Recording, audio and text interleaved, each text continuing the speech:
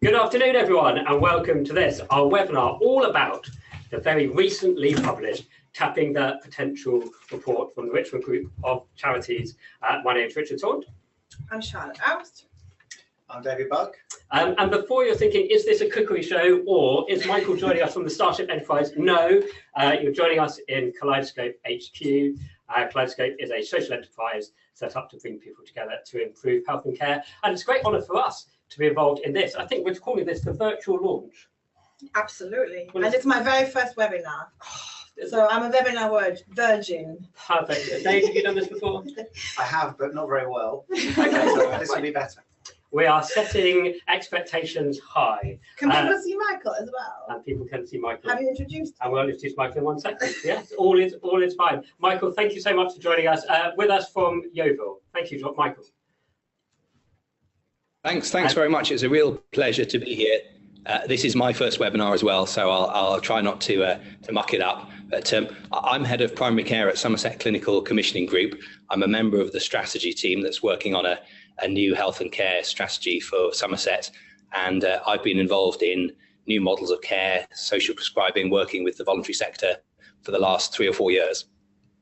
Michael, thank you very much indeed. And so I think if you're sitting there and this is the first Kaleidoscope webinar you're joining, or the first webinar at all, give yourself a pat on the back. You're in good company today. I think we're going to have an excellent hour talking about the book, which has just come out, but particularly sort of trying to get under the skin of collaboration and what makes collaboration work. It's something we talk about a lot here at Kaleidoscope. And I think in sort of health policy land, we often don't do collaboration justice. We talk about its importance and how we should do it better, but we rarely actually get on to what that means. That really is the purpose of our discussion today, to talk about how practically can you get collaboration best working in health and care, learning from what's been going on in Somerset, but thinking about the lessons for those working in health and care across the country. Well, in fact, across the world. We don't know how many people are joining us from beyond these fair shores, but if you are most welcome. Just to say today, we are very much hoping that this is a two-way discussion. So we're going to present some slides, but we would absolutely love your involvement. There are 3 ways you can get involved this afternoon. You can use the Ask Question feature if you go to webinar, which should be on your screens. You can tweet, by all means, please do. The hashtag is Tapping the Potential. Please use that. Or if those newfangled ways are proving a bit tricky, do just email us, hello@kaleidoscope.healthcare. And if in the middle of our discussion, your IT suddenly decides it wants to eat itself, do not fret. We are recording this session. We will be making it available later on for your own amusement and for sharing with all of those friends, family, colleagues who I'm sure will be interested but aren't able to join us today. So please do join in as we go through. So as we introduce ourselves, we've got some fantastic speakers with us today. We have Charlotte, Partnership Director for Richmond Group of Charities. We have Dave, Senior Fellow from the Kingsford. I don't think I've heard of that, Dave. That's a small-known, little-known body. We're trying, Richard. Okay, right. Very trying, someone would say. Best of luck.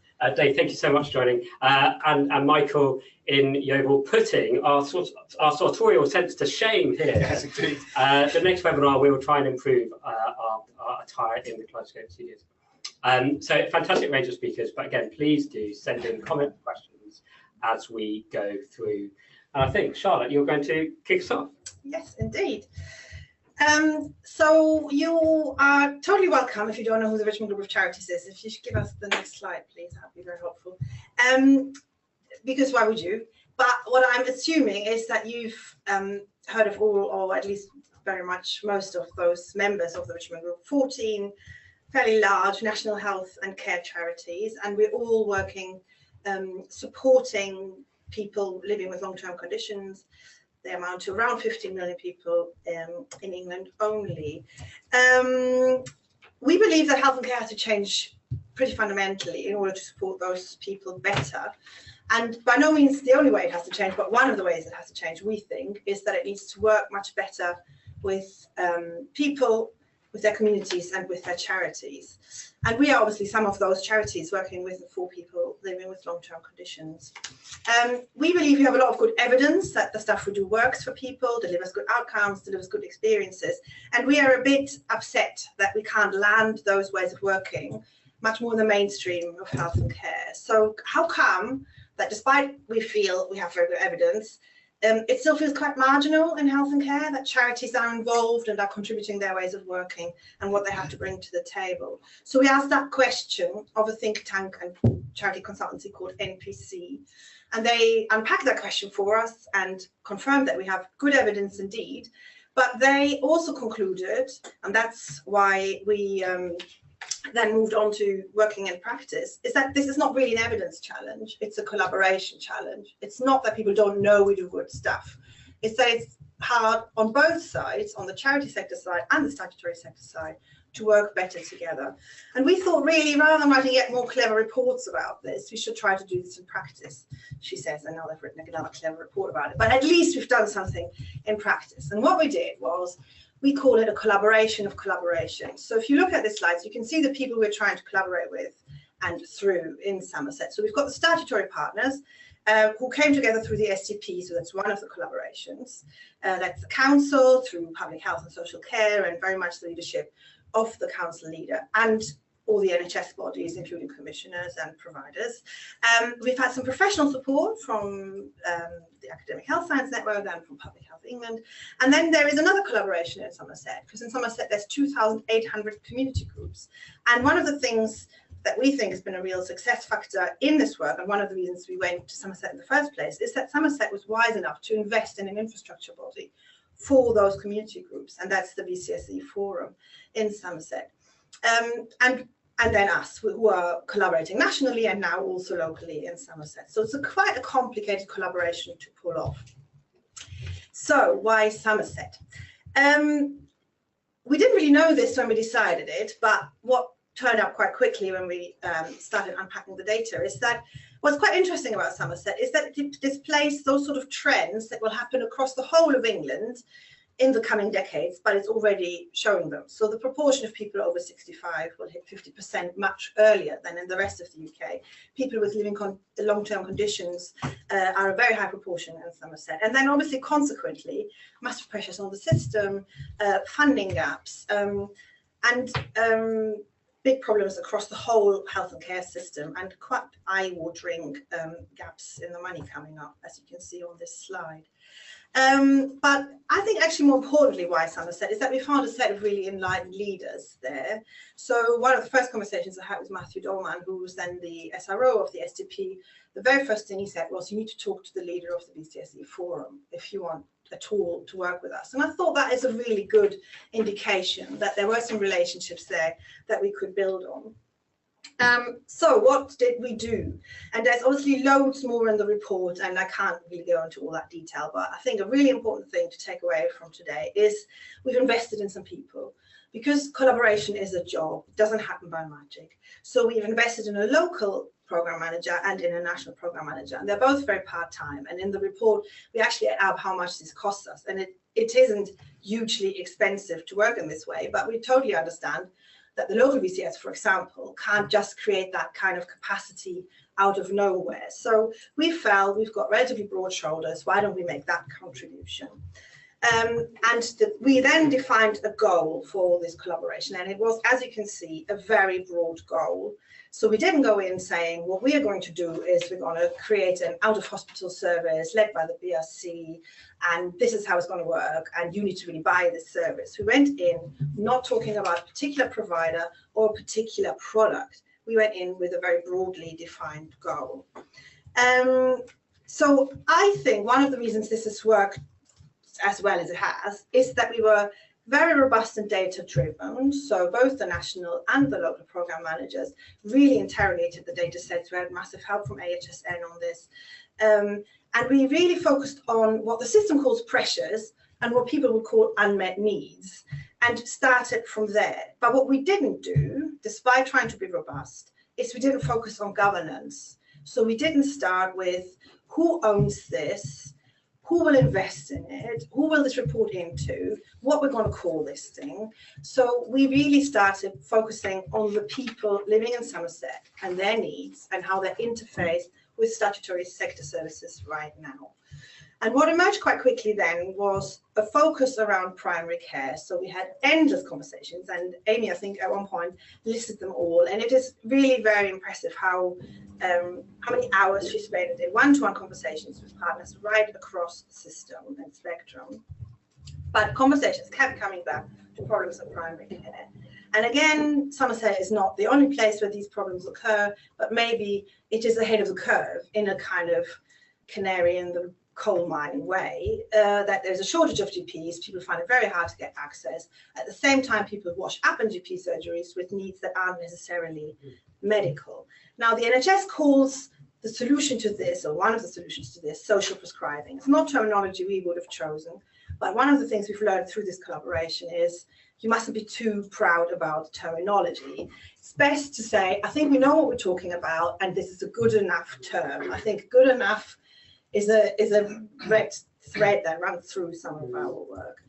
We understand now, I think, better than we did when we started, that there's something about the size and location of GP surgeries that actually offers the potential that they can very effectively interface people and communities with a wide range of services. And we thought it's not easy to do. We all know it's hard to work through primary care to influence what GPs do with their 7 minutes. But we think a lot could be gained if we could change what happens in that place. So we are now working with the Life Chances Fund, which was another milestone we achieved, is that we got our statutory partners to sign up to a joint bid to go for some money that central government is making available. It's big lottery money for us to explore what would it look like to roll out social prescribing into the whole of Somerset. There's already excellent practice in pockets across Somerset. You might have read some of it in The Guardian this week. There's obviously the Symphony Project. There's excellent innovation in social care, and public health have done some really innovative thinking and doing in Somerset. But what hasn't happened yet is for this to be available equitably and responsively all over the county. So we think that's the thing we could add, is not do another beautiful thing for 125 people somewhere, but actually see whether this could become the way we do things around here in Somerset. So we worked with NPC again and asked them to go into Somerset and ask people, how was it for you? And did this work? And why do you think we should persist with this?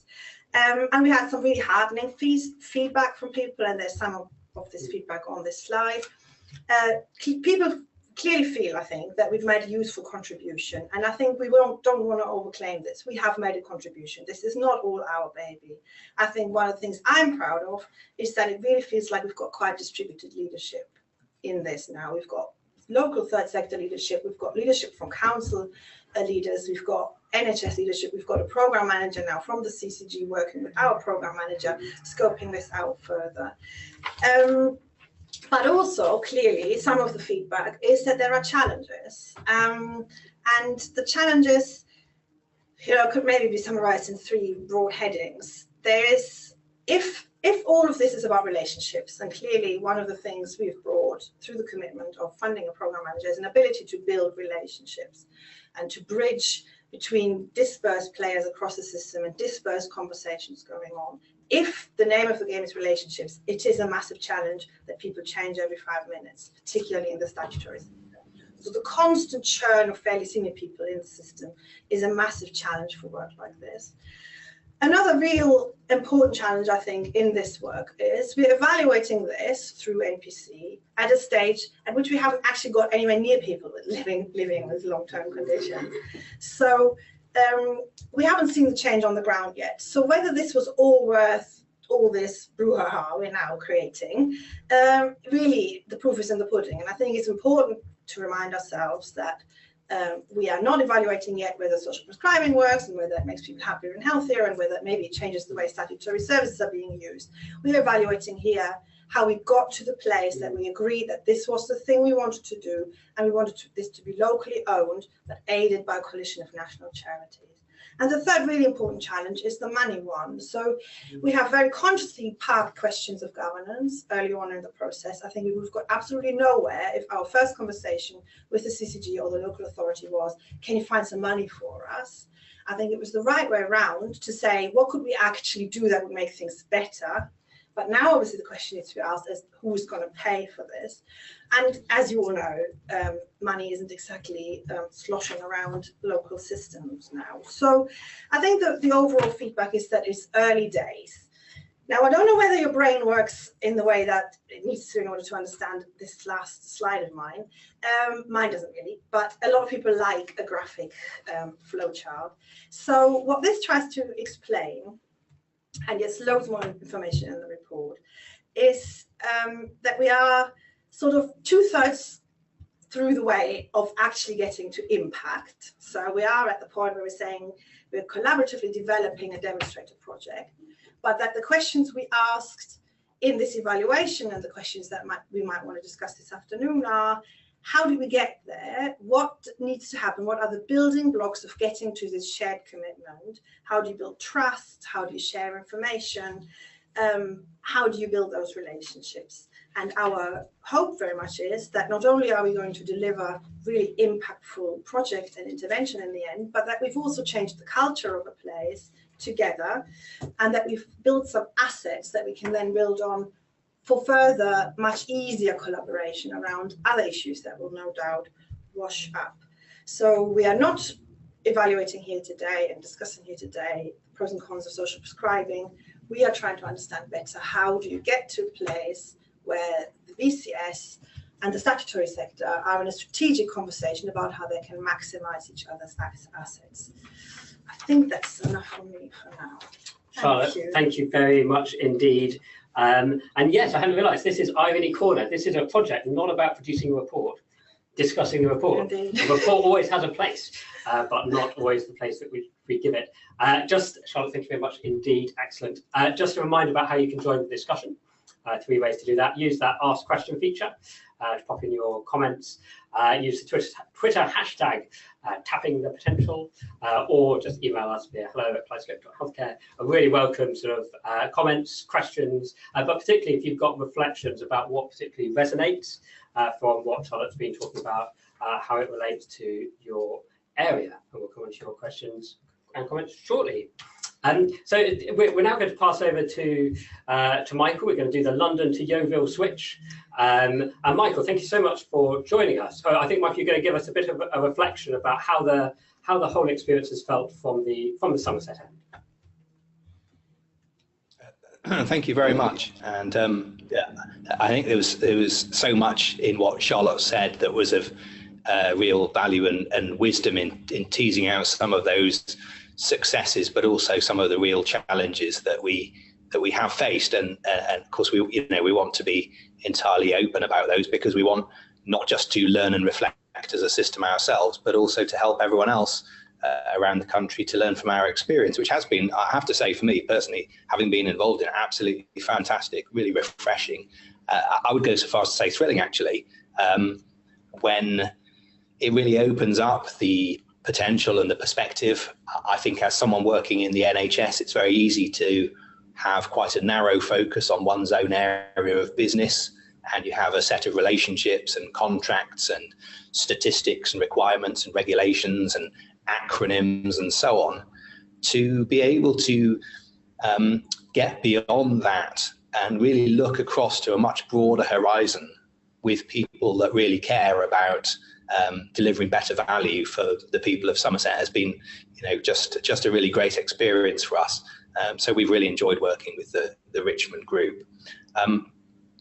I think if we think about health and care services as adding value to people's lives, rather than being about contracts or activity or the number of hip operations or waiting times, that really unlocks the potential for this type of work, and it really makes it absolutely clear. There's an absolute logic to why on earth wouldn't you want to have very, very close and strong, robust, constructive relationship between the statutory sector and the voluntary sector if we take it back down to the level of people and their needs, people trying to make sense of their own lives, whether that's someone young growing up, someone middle-aged with one or two long-term conditions, who appreciates that they in danger of becoming possibly quite ill, having a level of disability and a level of limitation in their lives because of the health conditions that are now emerging,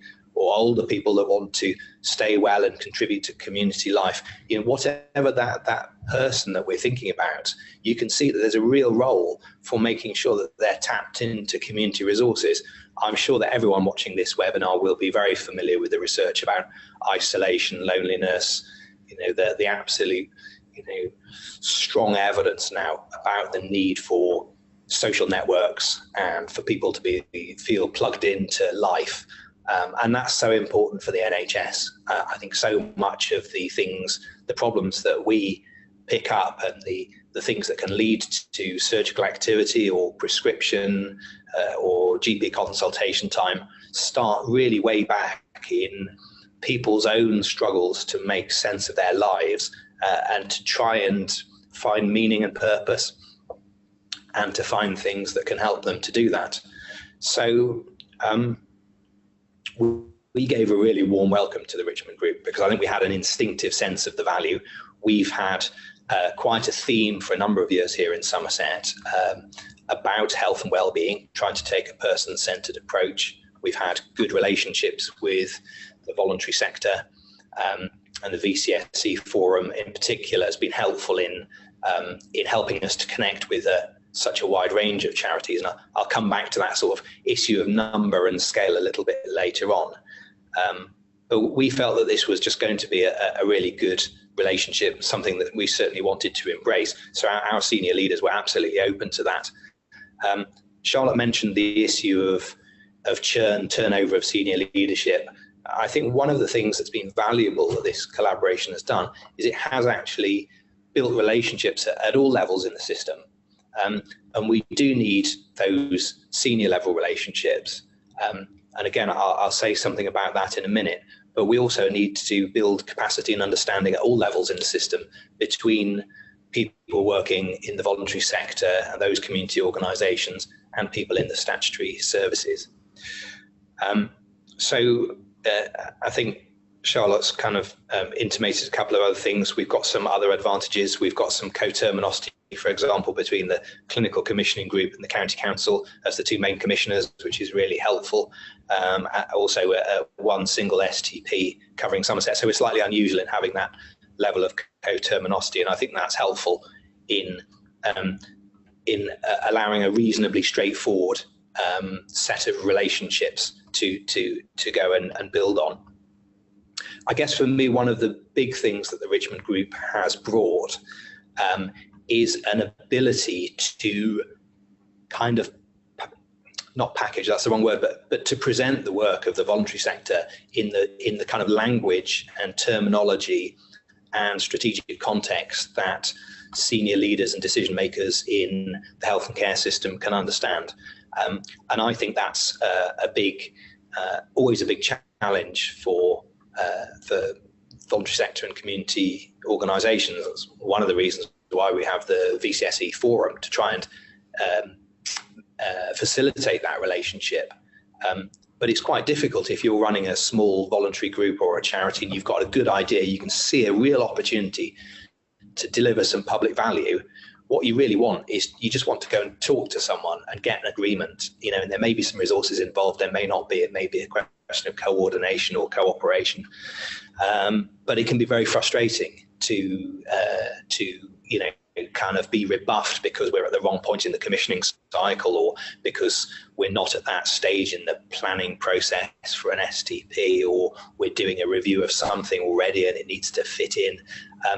So I think that ability of the Richmond group to absolutely speak the language and be able to point out very, very clearly to senior leaders, look, these are the big opportunities here, I think has been enormously successful. And I think that's helped the rest of the voluntary sector in Somerset as well. Although those relationships were good, I think, and strong already, I think that the Richmond group work has helped that process along. there is, of course, a challenge about money, as Charlotte says. We are in a paradox, really, because we know we can't just carry on doing what we have done.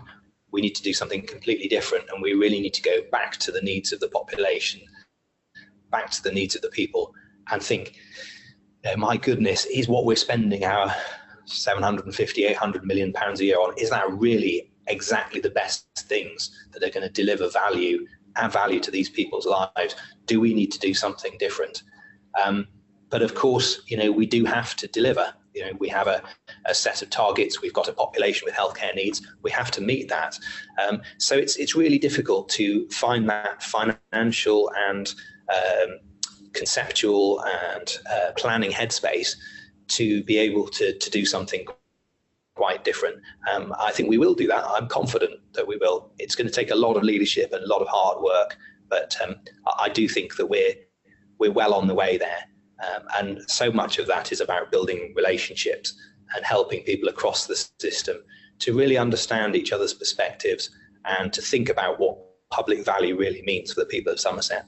And what can we do, whether we're in charge of a hospital or a community group or whatever, what can we do to add value to the lives of people of Somerset? I guess we should be clear that I think one of the challenges for relatively powerful groups of stakeholders who want to, if you like, kind of short circuit the usual kind of slow and potentially cumbersome ways of doing things in the way that the Richmond group did in Somerset, is that you do also have to do the legwork as well. So I think in terms of the relationships with the voluntary sector, there was a kind of high level approach to the system leadership, which absolutely opened the door. But then there was also a need to build those relationships. I think there probably was some concern and perhaps suspicion from some of our colleagues in the voluntary sector, and of course people in the statutory sector as well, thinking, well, how come these people are getting an invite to go and talk to the chief executives? There's things I'd like to talk to the chief executives about, but I find it difficult to get that access. So I think there's been a piece of work there that's been kind of doing those two things. It is absolutely about getting into the senior leadership, because that can unlock so much in a local system. Once those people are signed up, really starts to make things happen. But also building those relationships with the other people in the system who are, potentially in some ways likely to be around for much longer. I think I'd also like to mention the kind of the boundary spanning abilities that I think the Richmond group has brought to this piece of work, and that ability to really look across organisations, I think, is such a key feature of systems leadership. Whenever you read the literature on system leadership, it's always about the relationships and the ability to span boundaries and not to get tangled up in individual organisational kind of imperatives, but to really look beyond that, and particularly to look to a kind of something that's much more value-based, and going back again to the needs of the people and how can we meet them, I think has been a really strong view.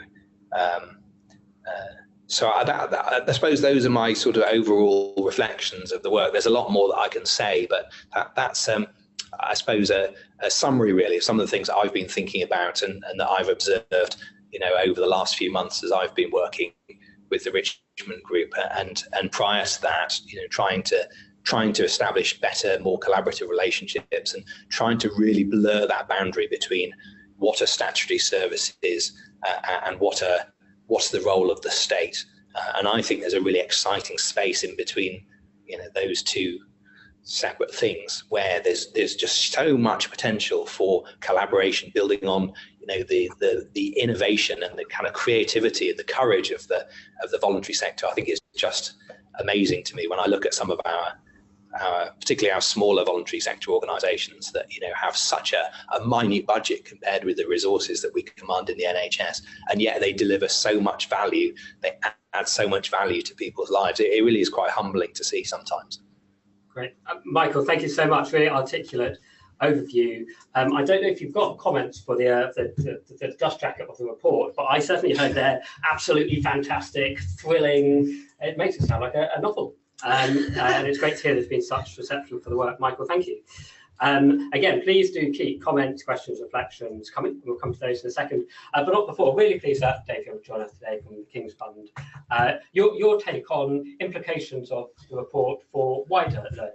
Pleasure, and I'd add fascinating, thrilling. I did read it, and it fascinated me. Thrilling, obviously, because I wasn't involved in the minutiae. But actually, one reason why it is really fascinating to read, and I really do mean that, and to reflect on it, is because of the minutiae in the report. So, as Charlotte was saying, and Michael too, it's really about how you do this in a real place. And I also think a credit to everyone involved for actually showing this is really this is really hard. And having said that, Somerset had a good starting point, has got good geographical overlap between the CCG and the local authority.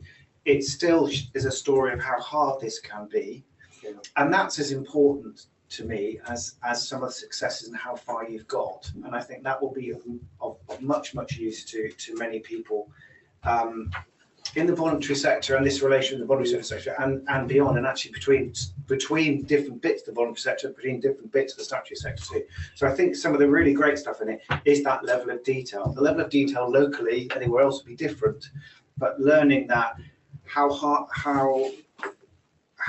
it is, but also the commitment required, the relationships to people, and some investment for it to pay off or to start to pay off. So I think that notion of the journey and some of the key points coming out of that really would be really helpful for people locally, and in a way moves beyond some of the inane language that we use around, we all talk it, so the integrations. This is what it really feels like, or a reflection of what it feels like in reality, in a place where actually it's going quite well. It's still really hard. So actually it's okay to think it's really hard, because it is. Don't feel you're failing because of that. I think there are also lots of real trigger points to me that sort of reinforce things that we see from other places too. And for those that don't know, my focus is public health and health inequalities at the fund, and we've been thinking and trying to do more around particularly what we call the relationship with communities and health, and some of the work that we've been doing on that recently, including around general practice and volunteering and community centred general practice. Some of the challenges, but also some of the successes are very similar. I also thought was really interesting with this point about the bridging role of the national representatives, large charities, 14 large charities. On one level, I can see why it can seem at first sight quite challenging and threatening, parachuting, what might look like parachuting yourselves into a local area and getting that maybe privileged access. But it also felt to me that we're aware of that from the start, and particularly your local program managers, that was part of the trust is really important here, not to be seen to be just parachuting in, taking over.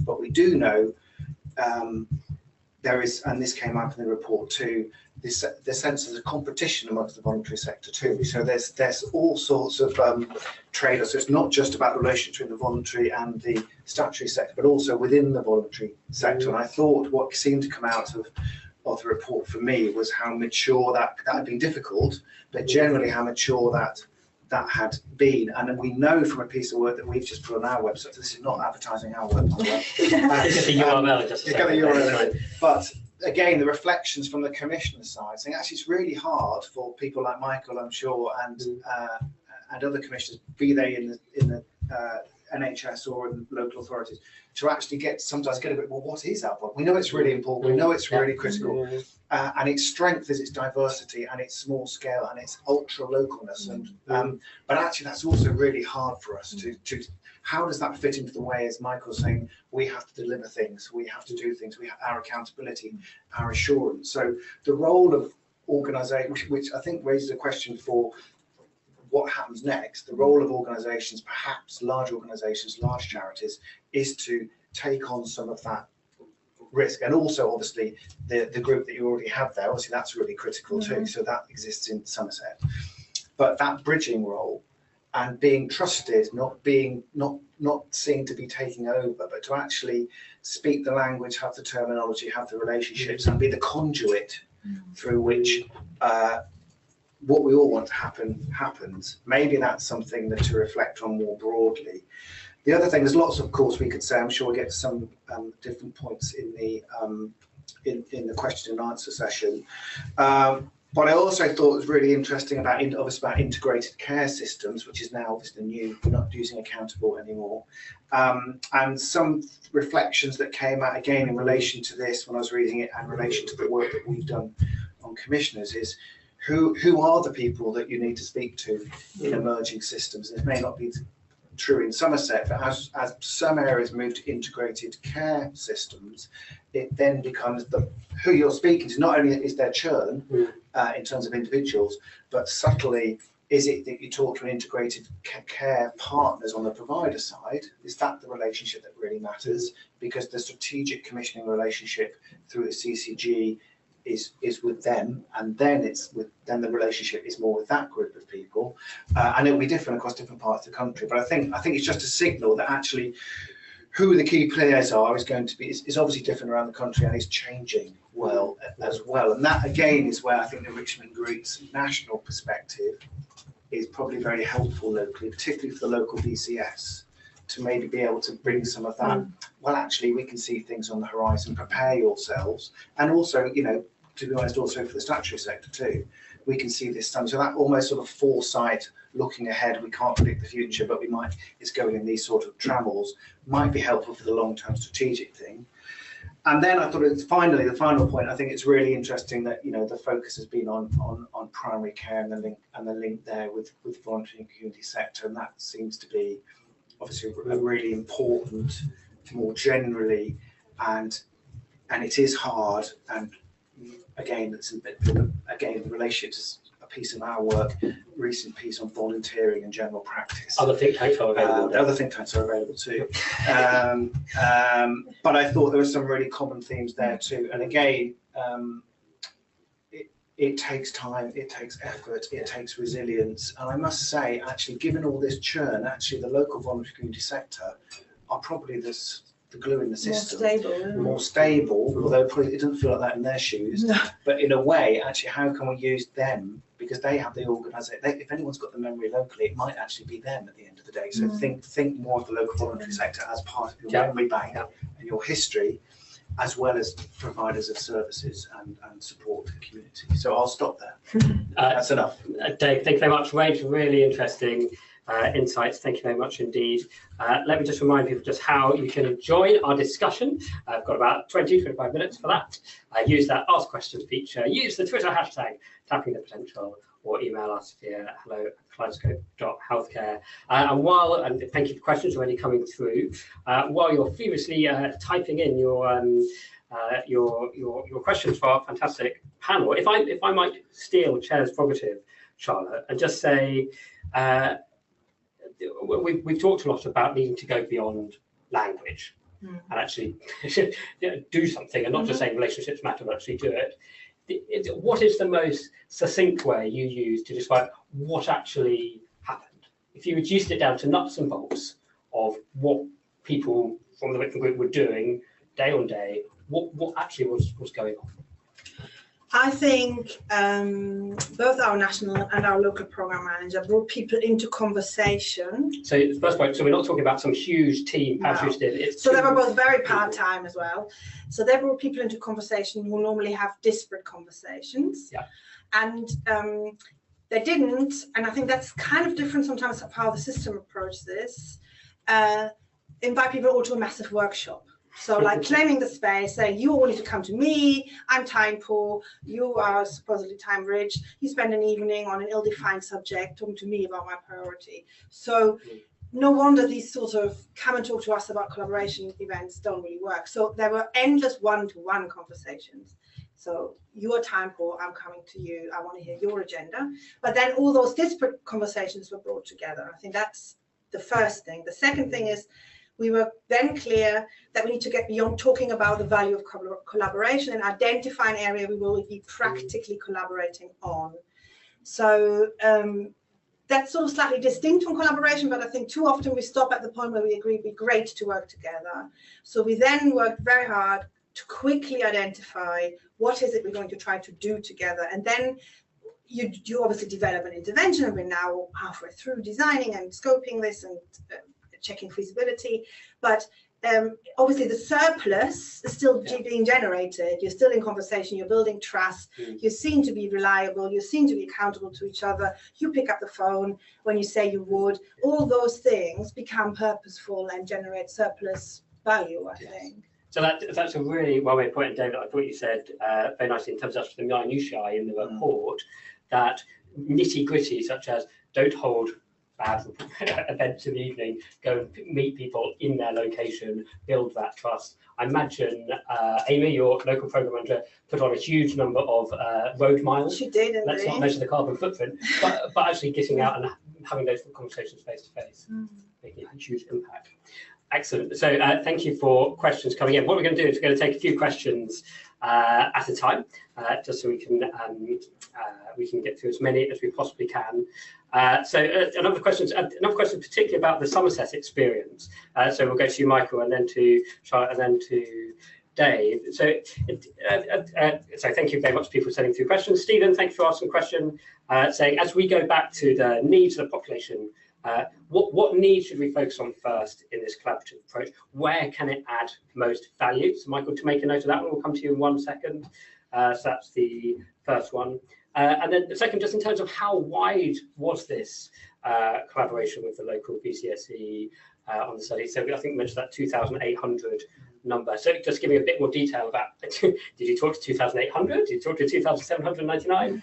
That would be lovely, David. Thank you very much for that question. And final Somerset one. So a particular question about, is there value in having a single point of contact in Somerset so that the VCSE sector can play a meaningful role in the commissioning process? And Michael, touching on your point, not about packaging, but sort of marshalling, which I thought you made really well. So Michael, if we could start with you. So in terms, first of, what needs can this collaborative approach most add value to? There's a breadth of your engagement with voluntary sector, and then this idea about having a single point of contact. Some nice, easy issues. This is great. Easy. Yeah, we can tick them off in no time at all. Michael, then Charlotte, then Dave. Michael. Okay, I'll have a crack at it. I think in terms of needs, I think we really need to listen more carefully to the populations that we serve about what their needs are, because sometimes they're quite surprising, and I think there's quite a lot of evidence in the research when you go and look at it. Often we set off in one direction with a very good intention to meet people's needs. I'm thinking in particular about a piece of research that looked at why older people had to move, and sometimes it was because they couldn't get the simple help they needed to keep their garden going and to kind of keep their house maintained, and so they were forced into moving house, and actually the kind of authorities had it down as a sort of a success. We've moved all these people, but they didn't actually necessarily want to move. In some cases, what they were looking for was actually just some very cheap and very easy to provide assistance just to keep their garden tidy. So I think we need to be very careful when we think about people's needs, certainly from a statutory point of view, that we don't presuppose what those needs are. Yeah. Having said that, I think there's a very wise area where people have a set of what I might call health and well-being needs. So that encompasses sense of purpose, meaningful occupation, having somewhere decent to live, being able to make sense of one's own life, diet, exercise, managing one's own health and any health conditions that one has. I think that kind of area is really, really fertile ground for the statutory sector and the voluntary sector and community groups in their widest sense. And I'll come on to that issue about scope of engagement, breadth of engagement in a minute. So for me, those are the kind of areas that I'm interested and excited by. We have a lot of people, for example, going to visit their GP with symptoms, may well be actual physical symptoms, but are actually just an outward expression of loneliness, isolation, lack of purpose, meaninglessness in life, difficulties in relationships, and so on. That they may manifest as medical problems, and a medical practitioner may be able to do something to help. But actually, there's so much value from the kind of schemes that we've got already in Somerset and that we see elsewhere.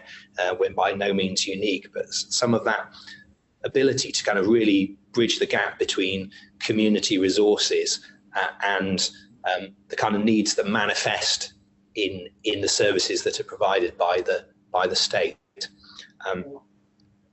So that would be my answer to the question about needs. In terms of breadth, I think it's really, really difficult, because I think those 2,800, if I recall rightly, that's 2,800 registered charities.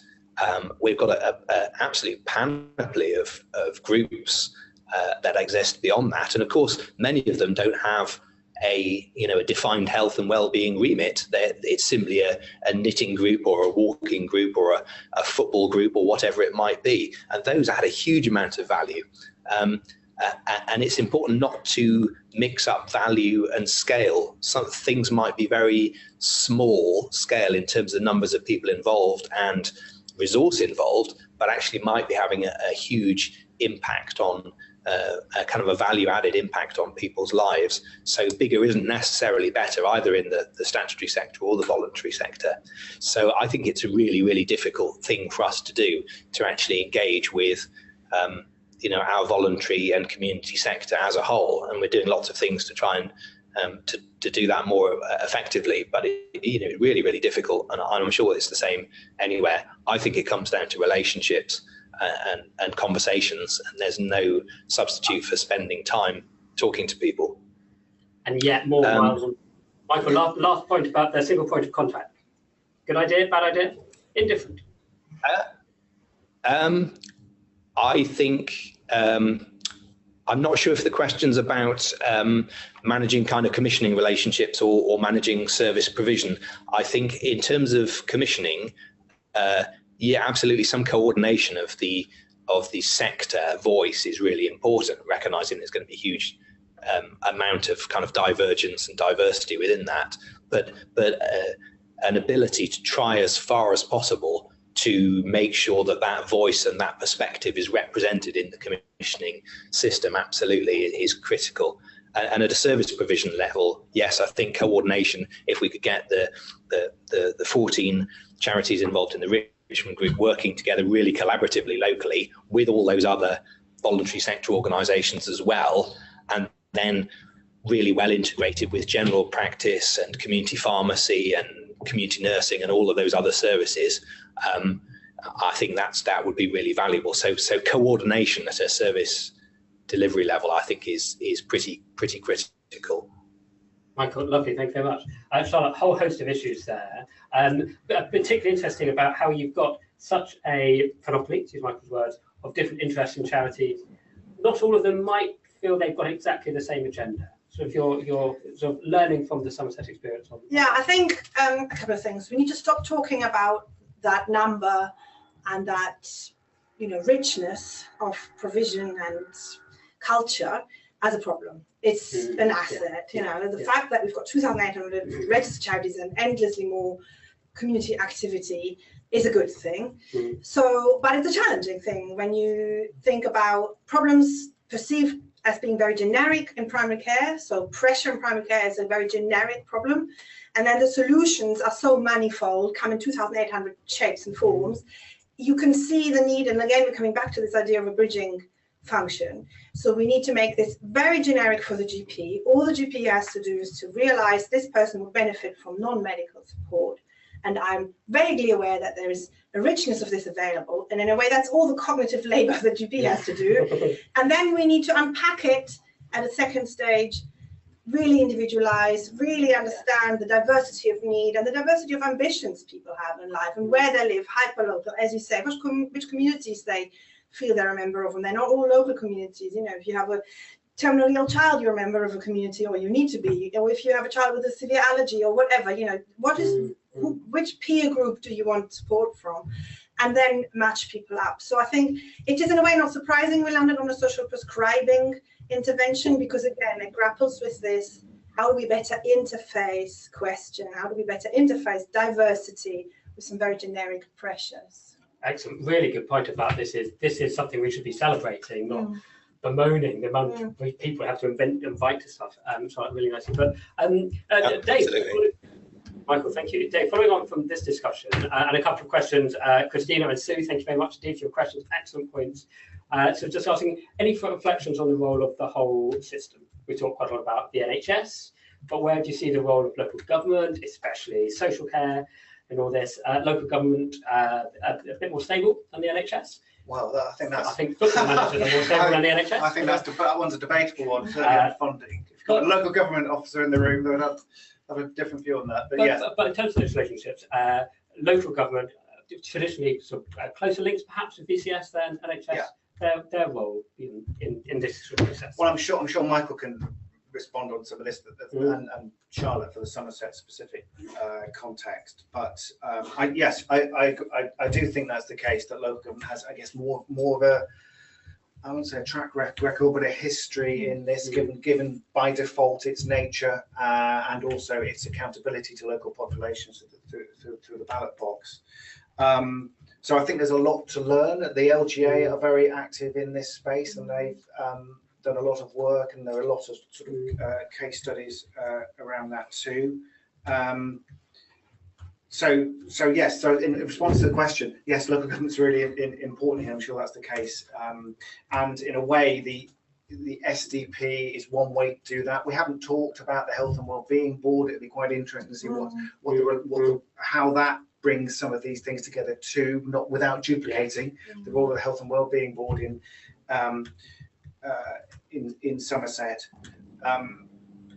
So yes, the other thing I've just started to pick up is also the sense of, and I know this is what you meant, social prescribing is a catch-all term, but I do think some elements, some parts of general practice are going much further and farther, seeing themselves truly as community centre general practices. And I think there's an ability to use that term, to stretch that term into different sorts of models. And that gets us on the sustainability point too, because one of my, one of the concerns for sure for everybody is sort of like what happens and what is the exit strategy for the Richmond Group in Somerset. And the answer might be there isn't an exit strategy, it's just going to change. Because I'm sorry, I'm doing too many things here, but one of my real interesting things we get time to talk about is sort of like the handover from the national to the local, and how that may work in future. I'm sure that's maybe something we can get on to. Lovely, Dave. Thank you very much. We are, as always, time is against us. So we've only got about 6-7 minutes left. So if you've got a burning question, please do throw it in now. That would be great. We'll come to next steps and sort of exit strategy in a little bit, Charlotte. So it'd be good to come back to that. I've also got a couple of questions here about particular sort of charity funding. We'll talk about those. But Michael, I'm going to be really unfair, if that's okay, and just pick up Dave's point about local government. And I just wonder sort of your reflections on whether this whole process has altered your relationships with local government. So as well as with BCSE, sort of a greater system working.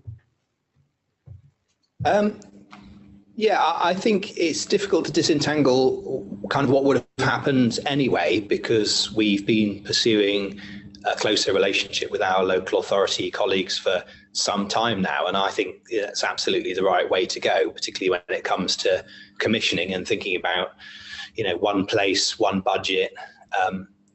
We're very, very keen to work much more closely to meet the needs of the population. One thing I think it would be helpful for people to watch for if they're doing this work elsewhere is that the NHS has really woken up to the potential for social prescribing, better links with the voluntary sector, health and wellbeing workers, health coaches and so on, and actually has done quite a lot of development work and invested in services. So there is some danger of the local authority and the NHS kind of tripping over each other, because although traditionally the NHS has been sort of very clinical and medical, I think we've seen a real interest and a real shift. And a lot of that actually has been led by GPs. over the last few years, saying, look, I know I want to work in a different way. I don't want to be constantly trying to meet these people's needs, which are actually complex and social and about life, in the sort of the few minutes that I have. And we've seen some fantastic schemes developing out of general practice in Somerset, Health Connections in Mendip, and there are loads and loads of others that are just really, really encouraging. But interestingly, much of that has been pushed and developed by the NHS rather than the local authority. So I think there is a job of work there for NHS, particularly NHS commissioners and local authority commissioners, to ensure that they are, making those connections really and joining the dots. Michael, lovely. Thank you very much. We've got very little time. So Charlotte, very, very quickly, a couple of questions on funding. Hopefully this is a yes/no answer. Will there be an update on what's happening with the Life Chances Fund? Mm-hmm. Yes. So the update on the Life Chances Fund is we've now got consultants in place who are exploring and data crunching the feasibility and cost implications of doing a social prescribing service across the whole of the county. And they will report back to us in April, and we need to then make decisions as to whether we go through another gateway process they're organising and explore further the possibility of a social impact bond. So that's the future funding for this work. Lovely. There was, next steps, just mindful of time, next steps for this work, where does this go? Is there an exit strategy? I wouldn't call it an exit strategy, but maybe a sustainability strategy. So clearly, in order for this project to be what we call a demonstrator project, i.e. to demonstrate the value of collaboration, it needs to work. So we're not going to walk away from it until we feel it's got a good chance to work. But the Richmond Group it's sort of, we've talked about this bridging function. It bridged locally maybe between VCS and NHS and so on, but also it can bridge between the national and the local. So there are local Richmond Group charities. I think 10 of the Richmond Group charities are local, so they're not going to disappear. There will be a stroke association and, the rest of it, diabetes, and I'm forgetting some now. All of them, Alzheimer's, aged care, they're all there, all equally important and beautiful, all my children. So they're obviously going to be there, but obviously our goal is for this to be owned locally and therefore, people making sure it doesn't die locally, because whilst we can fund some program management for a while, we obviously can't fund a social prescribing service for 500,000 people. Yes. Okay, so and that demonstrator aspect really interesting, and we look forward with interest to see where that goes in terms of wider work. We've just got with our last 2 minutes left. Thank you so much, everyone who sent in questions, and many apologies if we haven't quite got to yours. What we'll try and do, actually, for those questions we haven't addressed, we will put some quick responses on Twitter following this session. So keep an eye on that, tapping the potential hashtag for responses if your question's not been addressed. What we're going to do for our remaining time is we're just going to quickly whiz round, three of us here, Michael on the Starship franchise, and just get one key reflection from our session. We've got 2 minutes, so you can do the maths, everyone. Let's be nice and quick. I'll start, then Dave, then Charlotte, then Michael. All okay? Excellent. So the point I wanted to make is we've talked so much about this bridging role between different agencies, and actually we haven't talked much about it in the session today, but I know it really comes out of the report about the really important role public health has to play in this, and actually sort of as a particular area charged with making connections across a whole host of different services, really important aspect. Dave. Thank you. I should have said that, shouldn't I? Given my role. I would just say again, I mean, to back to front, I mean, it is a good read. So do read it. And I think anyone engaged in this will learn from it. So well done. And I should say also, this is helped supported by guys in St Thomas's Charity and the Health Foundation. So well done to them too. I should have said that. Yeah. Charlotte. So thank you for thanking our funders. Thank you for mentioning public health, because obviously it seems to me what we're doing here is public health in action, and that's really satisfying. My takeaway is we've talked a lot about how hard this is and all of that, and I don't want people to be put off by that. It is not rocket science. It is not harder than any other aspect of my work or your work. It's just work. It is a real thing that needs to be done in a real way. There's no magic in it. It is actually really satisfying. So I don't want people to come away from this thinking, God, this all sounds a bit thorny. Yeah. It's been really fun. Great. Lovely. Thank you. Michael. Focus on population needs, build relationships, act with integrity, and enjoy yourself. Michael, what a lovely note to end on. Thank you, Charlotte. Thank you, Dave. Thank you, Michael. Thank you, everyone, for joining. I think that's been a fantastic discussion. We hope people have got lots of value out of it. If people haven't found the report yet and want to know where to go, the web address, if they Google Richmond Group of Charities. That'll probably take you there. Indeed. Excellent, good. Do continue the discussion on Twitter, that hashtag again, tapping their potential. If you'd like to find out more about who we are as Kaleidoscope, our web address is kaleidoscope.healthcare for all your collaboration needs. And we hope to see you on a future webinar. Thanks again. Thank you. Bye. Bye-bye.